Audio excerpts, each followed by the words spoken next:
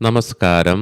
ഏവർക്കും pre market റിപ്പോർട്ട്സുകളിലേക്ക് സ്വാഗതം. ഇന്ന് ഫെബ്രുവരി 23, 2026 തിങ്കൾ.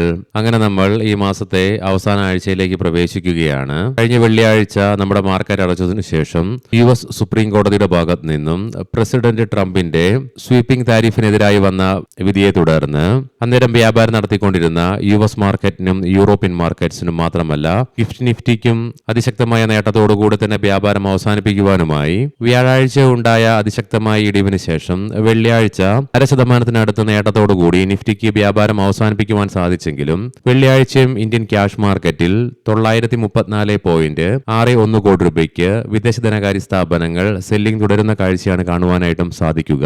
അതേസമയം ആഭ്യന്തര ധനകാര്യ സ്ഥാപനങ്ങൾ 2637.15 കോടി രൂപയ്ക്ക് ബൈങ്ങും നടത്തുകയുണ്ടായി. ഇന്നത്തെ നമ്മുടെ മാർക്കറ്റിലേക്ക് സ്പെസിഫിക് ആയിട്ട് വന്നു കഴിയുമ്പോൾ അനലിസ്റ്റുകളുടെയും എക്സ്പേർട്ടുകളുടെ അഭിപ്രായ പ്രകാരം നിലവിൽ gift Nifty gap up opening ആണ് ഇൻഡിക്കേറ്റ് ചെയ്യുന്നതും എങ്കിലും നിഫ്റ്റിയെ സംബന്ധിച്ചിടത്തോളം 25,400 എന്ന ലെവൽ ഡൗൺ സൈഡിലേക്ക് അതിപ്രധാനമാണ്. കാരണം കഴിഞ്ഞ ആഴ്ചയിൽ 3 ട്രേഡിംഗ് സെഷനുകളിൽ ഈ ലെവൽ നിഫ്റ്റിയിൽ ടെസ്റ്റ് ചെയ്യപ്പെടുകയും ഉണ്ടായി. അതുകൊണ്ട് തന്നെ ഇന്നും നിഫ്റ്റിയെ സംബന്ധിച്ചിടത്തോളം 25,400 എന്ന ലെവൽ ഡൗൺ സൈഡിലേക്ക് ക്രൂഷ്യലുമാണ്. ഈ ലെവൽ ഇന്ന് നിഫ്റ്റിക്ക് എന്തെങ്കിലും കാരണവശാൽ ബ്രേക്ക് ചെയ്യേണ്ടതായിട്ട് വരികയാണെങ്കിൽ തുടർന്ന് 25,300, 25,200 എന്നീ ലെവലിലേക്കുള്ള നിഫ്റ്റിയുടെ പ്രയാണം തള്ളിക്കളയാനാവുകയുമില്ല. എന്നാൽ അതേസമയം ഗിഫ്റ്റ് നിഫ്റ്റി ഇൻഡിക്കേറ്റ് ചെയ്യുന്നത് പോലെ തന്നെ ഗ്യാപ്പ് അപ്പ് ഓപ്പണിംഗിനെ തുടർന്ന് നിഫ്റ്റിക്ക് മുന്നോട്ടൊരു പ്രയാണം സാധ്യമാവുകയാണെങ്കിൽ 26,000 എന്ന സൈക്കോളജിക്കൽ ലെവൽ അതിശക്തമായി മറികടന്നുകൊണ്ട് ഈ ലെവലിന് മുകളിലായിട്ട് നിലനിൽക്കുവാൻ സാധിക്കുകയാണെങ്കിൽ മാത്രമേ തുടർന്ന് നിലവിലെ റെക്കോർഡ് ഹൈയും മറികടന്നുകൊണ്ട് പുതിയ ഉയരങ്ങളിലേക്കുള്ള നിഫ്റ്റിയുടെ പ്രയാണം സാധ്യമാവുകയും ചെയ്യുകയുള്ളൂ. പ്രത്യേകം ശ്രദ്ധിക്കുക, ഇത് ട്രേഡ് റെക്കമെൻഡേഷൻ അല്ല, അനലിസ്റ്റുകളുടെയും എക്സ്പേർട്ടുകളുടെ അഭിപ്രായങ്ങൾ മാത്രമാണ്. എഡ്യൂക്കേഷൻ പേർപ്പസിനു വേണ്ടിയിട്ടാണ് ഈ ലെവലുകൾ വിശദീകരിക്കുകയും ഉണ്ടായത്. BF utilities, PVP ventures, Stovec industries, home on communications തുടങ്ങി 4 കമ്പനികൾ അവയുടെ Q3 ഏർണിംഗ്സുകൾ ഇന്ന് പ്രസിദ്ധീകരിക്കും. ഇന്ന് ഇന്ത്യയിൽ നിന്നും പ്രധാനപ്പെട്ട മാക്രോ ഇക്കണോമിക് ഡാറ്റകളുടെ റിലീസ് ഒന്നും തന്നെയില്ല. ഇന്നത്തെ പ്രധാനപ്പെട്ട ഗ്ലോബൽ ഇവന്റിൽ ഉച്ചയ്ക്ക് 2:30 ജർമ്മനിയിൽ നിന്നും ഫെബ്രുവരി മാസത്തെ ഇൻഫോ ബിസിനസ് ക്ലൈമറ്റ് ഡാറ്റയുടെ റിലീസ് നടക്കാനുണ്ട്. ലീഡിംഗ് ആയ ADR സ്റ്റോക്സിൽ എല്ലാ സ്റ്റോക്കുകൾക്കും നേട്ടത്തോടുകൂടി തന്നെ വ്യാപാരം അവസാനിപ്പിക്കുവാനുമായി ഇൻഫോസിസ് ADRന് 0.25%, വിപ്രോ ADRനും ഡോക്ടർ റെഡ്ഡീസിനും 1% നേട്ടത്തോടുകൂടി വ്യാപാരം അവസാനിപ്പിക്കുവാനായപ്പോൾ HDFC ബാങ്ക് ADRന് 1.25%, ICIC ബാങ്ക്, ആക്സിസ് ബാങ്ക് ADRകൾക്ക് 1.5%-ലേറെ നേട്ടത്തോടുകൂടി തന്നെ വ്യാപാരം അവസാനിപ്പിക്കുവാനുമായി ഇനി നമുക്ക് ഗ്ലോബൽ മാർക്കറ്റുകൾ പരിശോധിക്കാം. US മാർക്കറ്റില് വെള്ളിയാഴ്ച S&P 500ന് 0.5%-നടുത്തും നാസ്ഡാക്കിന് 1%-നടുത്തും നേട്ടത്തോടുകൂടി വ്യാപാരം അവസാനിപ്പിക്കുവാനായെങ്കിലും ഇന്ന് രാവിലെ വീണ്ടും വ്യാപാരം പുനരാരംഭിച്ച ഡോ ജോൺസ് ഫ്യൂച്ചർ 0.5% അഥവാ 250 പോയിന്റുകളുടെ നഷ്ടത്തിലാണ് വ്യാപാരം പുനരാരംഭിച്ചിരിക്കുന്നത്.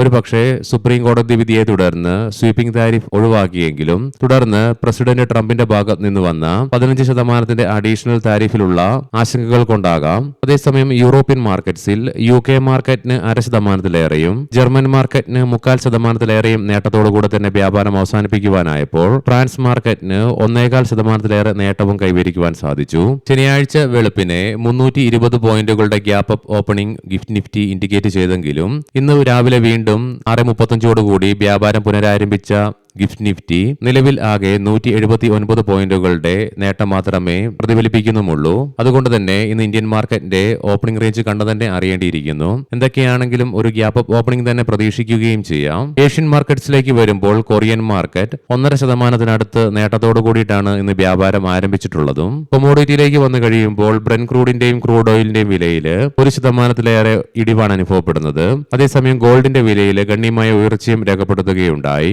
ബ്രെൻ ക്രൂഡിന്റെ വില $70.91 പെർ ബാരൽ എന്ന നിലയിലായിട്ടും ക്രൂഡ് ഓയിലിന്റെ വില $65.67 പെർ ബാരൽ എന്ന നിലയിലുമായിട്ടാണ് വ്യാപാരം നടത്തിക്കൊണ്ടിരിക്കുന്നത്.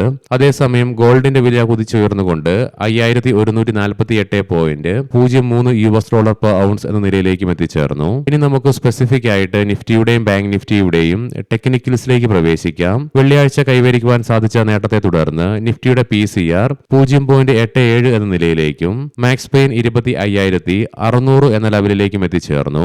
വ്യാഴാഴ്ച നേരിടേണ്ടി വന്ന അതിശക്തമായ ഇടിവിനെ തുടർന്ന് പ്രീവിയസ് ഡേയിലെ ബെയറിഷ് ക്യാൻഡിലിൽ നിന്നും റീബൗണ്ടിനെ സൂചിപ്പിച്ചുകൊണ്ട് അപ്പ് ഷാഡോയോട് കൂടിയിട്ടുള്ള ബുള്ളിഷ് ക്യാൻഡിലാണ് നിഫ്റ്റിയുടെ ഡെയിലി ചാർട്ട്സിൽ നിന്നും ദൃശ്യമാകുന്നത്. വെള്ളിയാഴ്ച നേട്ടം കൈവരിക്കുവാൻ സാധിച്ചെങ്കിലും 200 ഡേ EMA ഒഴികെ ബാക്കി എല്ലാ കീ മൂവിംഗ് ആവറേജുകളുടെ താഴെയായിട്ടും വ്യാപാരം അവസാനിപ്പിച്ച് തുടരേണ്ടതായിട്ടും നിഫ്റ്റിക്ക് വരികയുണ്ടായി. RSIയിലും നേരിയ ഉയർച്ച രേഖപ്പെടുത്തിയതിനെ തുടർന്ന് 48.35 എന്ന ലെവലിലേക്കും എത്തിച്ചേർന്നു. മന്ത്ലി ഓപ്ഷൻസ് ഡാറ്റ പ്രകാരം 26,000 എന്ന സ്ട്രൈക്കിലാണ് കോൾ സൈഡിൽ ഏറ്റവും കൂടുതൽ ഓപ്പൺ ഇൻട്രസ്റ്റ് കാണുവാൻ സാധിക്കുന്നത്. 25,650 എന്ന സ്ട്രൈക്കിലാണ് ഏറ്റവും കൂടുതൽ കോൾ റൈറ്റിംഗ് നിലവിൽ കാണുന്നതും. അതേസമയം പുട്ട് സൈഡിലേക്ക് 25,000 എന്ന സ്ട്രൈക്കിലാണ് ഏറ്റവും കൂടുതൽ ഓപ്പൺ ഇൻട്രസ്റ്റ് കാണുവാൻ സാധിക്കുന്നതെങ്കിലും 25,500 എന്ന സ്ട്രൈക്കിലാണ് ഏറ്റവും കൂടുതൽ പുട്ട് റൈറ്റിംഗ് നിലവിൽ കാണുക. ബാങ്ക് നിഫ്റ്റിയുടെ PCRും 0.99 എന്ന ലെവലിലേക്ക് എത്തിച്ചേർന്നു. മാക്സ് പെയിൻ 60,800 എന്ന ലെവലിലേക്കും. ബാങ്ക് നിഫ്റ്റിയിലും വെള്ളിയാഴ്ച ഉണ്ടായ നേട്ടത്തിനെ തുടർന്ന് നിഫ്റ്റിയുടേതുപോലെ തന്നെ റീബൗണ്ടിനെ സൂചിപ്പിച്ചുകൊണ്ട് ബുള്ളിഷ് ക്യാൻഡിൽ തന്നെയാണ് ഡെയിലി ചാർട്ട്സിൽ നിന്നും ദൃശ്യമാകുന്നത്. എന്നാൽ ബാങ്ക് നിഫ്റ്റിക്ക് അതിന്റെ എല്ലാ കീ മൂവിംഗ് ആവറേജുകളുടെ മുകളിലായിട്ടും വ്യാപാരം അവസാനിപ്പിച്ച് തുടരുവാനുമായി RSIയിലും ഉയർച്ച രേഖപ്പെടുത്തുകയുണ്ടായി. 58.93 എന്ന ലെവലിലേക്കും എത്തിച്ചേർന്നു. മന്ത്ലി ഓപ്ഷൻസ് ഡാറ്റ പ്രകാരം 62,500 എന്ന സ്ട്രൈക്കിലാണ് കോൾ സൈഡിലേക്ക് ഏറ്റവും കൂടുതൽ ഓപ്പൺ ഇൻട്രസ്റ്റ് കാണുവാൻ സാധിക്കുന്നതെങ്കിലും 61,200 എന്ന സ്ട്രൈക്കിലാണ് ഏറ്റവും കൂടുതൽ കോൾ റൈറ്റിംഗ് നിലവിൽ കാണുക. 60,000 എന്ന സ്ട്രൈക്കിലാണ് പുട്ട് സൈഡിലേക്ക് ഏറ്റവും കൂടുതൽ ഓപ്പൺ ഇൻട്രസ്റ്റ് കാണുവാൻ സാധിക്കുന്നതെങ്കിലും 61,000 എന്ന സ്ട്രൈക്കിലാണ് ഏറ്റവും കൂടുതൽ പുട്ട് റൈറ്റിംഗ് നിലവിൽ കാണുന്നതും. ഇനി നമുക്ക് ഇന്നത്തെ പ്രധാനപ്പെട്ട സ്റ്റോക്കിംഗ് ന്യൂസുകൾ പരിശോധിക്കാം. മുൻകൂട്ടി ഓർമ്മിപ്പിച്ചുകൊള്ളട്ടെ, ഇത് ഒരു ബൈ ഓർ സെൽ റെക്കമെൻഡേഷൻ അല്ല.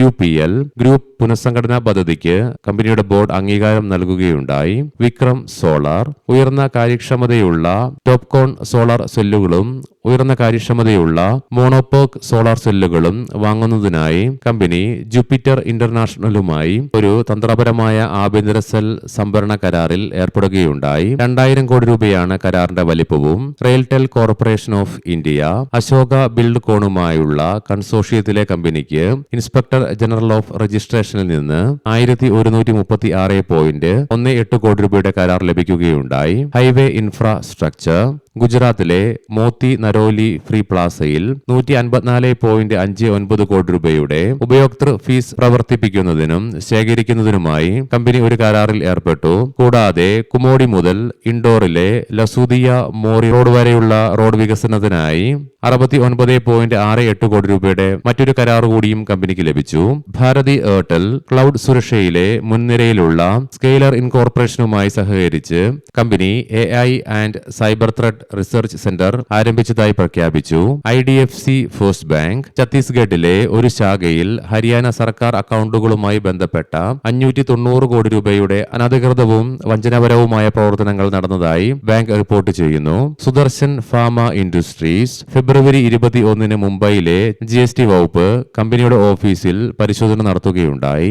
MIC ഇലക്ട്രോണിക്സ് പ്രമോട്ടർ സ്ഥാപനമായ RRK എന്റർപ്രൈസസ് 20 ലക്ഷം ഷെയറുകൾ അഥവാ 0.8% വരുന്ന സ്റ്റേക്ക് 8.2 കോടി രൂപ മൂല്യം വരുന്നവ 41 രൂപ പെർ ഷെയർ എന്ന നിലയിൽ ബൾക്ക് ഡീൽ വഴി വിറ്റഴിക്കുകയുണ്ടായി. ഗണേഷ് ബെൻസോപ്ലാസ്റ്റ് മലബാർ ഇന്ത്യ ഫണ്ട് 10 ലക്ഷം ഷെയറുകൾ അഥവാ 1.38% വരുന്ന സ്റ്റേക്ക് 8.1 കോടി രൂപയ്ക്ക് 81 രൂപ പെർ ഷെയർ എന്ന നിലയിൽ ബ്ലോക്ക് ഡീൽ വഴി വിറ്റഴിക്കുകയുമുണ്ടായി. ഏവർക്കും നല്ല ഒരു ട്രേഡിംഗ് ദിനം ആശംസിക്കുന്നു. വൈകുന്നേരം പോസ്റ്റ് മാർക്കറ്റ് റിപ്പോർട്ട്സുമായി കണ്ടുമുട്ടാം. നന്ദി, നമസ്കാരം.